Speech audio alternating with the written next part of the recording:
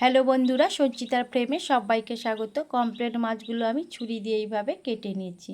একটা পেস্ট বানিয়ে নেব। লবণ দিয়ে দিলাম, জিরে গুঁড়ো দিয়ে দিলাম, হলুদ গুঁড়ো দিয়ে দিলাম, লঙ্কা গুঁড়ো দিয়ে দিলাম, একটা লেবুর হাফ রস দিয়ে দিলাম, দিয়ে খুব সামান্য পরিমাণে জল দিয়ে দিলাম, দিয়ে আমি একটা ভালোভাবে পেস্ট বানিয়ে নেব। এরপর মাছগুলোকে আমি ভালো করে ওই পেস্টটা মাখিয়ে দেব।